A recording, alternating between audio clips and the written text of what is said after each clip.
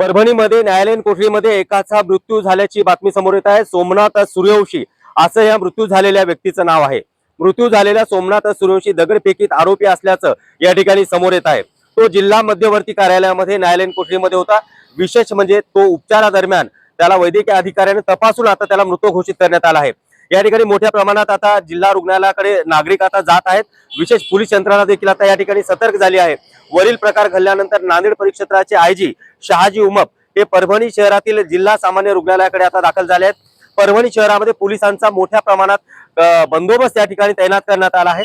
Police प्रशासनाकडून प्रत्येक व्यक्तीवरती करडी नजर ठेवली जात आहे। विशेष म्हणजे या प्रकरणामुळेच आपण पाहतोय की सर्व महाराष्ट्रभरामध्ये एक तणावाचं वातावरण निर्माण झालं होतं। संविधानाची विटंबना केल्याप्रकरणी परभणी शहरामध्ये अनेक आंदोलनं झाली। या ठिकाणी प्रकाश आंबेडकर यांनी देखील आपलं मत व्यक्त केलं आणि असं असताना देखील हे दंगल आता कुठेतरी पुन्हा एकदा भडकू नये यासाठी प्रशासन आता जागृत होत आहे। कॅमेरामॅन मिथिल तेरसेसह नजीब सिद्दीकी, परभणी।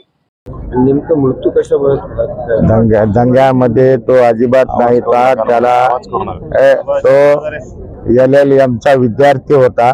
त्याला घरातून त्याला उचलून आणलेला आहे आणि मोंढा पोलीस स्टेशन मध्ये त्याला PCR मध्ये 2-3 दिवस सारखं मारण्यात आलेलं आहे आणि काल त्याला MCR करण्यात आला आणि त्या मारामुळेच त्याचा मृत्यू झाला असं आमचं म्हणणं आहे। आणि पोलिसांनी जे घोषित केलं की त्याला अटॅक आला, आता PM झालं नाही आणखी, आणि पोलीस कसं काय घोषित करू शकतात अटॅक गेला? त्यामुळे हा सगळा प्रकार संशयास्पद आहे। या सर्व प्रकाराची चौकशी न्यायालयामार्फत करावी आणि ज्या पोलीस स्टेशनचे अधिकारी कर्मचाऱ्यांनी मारहाण केली हे सर्वजण निलंबित करून त्यांच्यावर खुनाचा गुन्हा दाखल करावा अशी आमची मागणी नाही। ते आता PM करण्याचे इन कॅमेरामध्ये करावं आणि फॉरेन्सिक तज्ज्ञामार्फत करावं।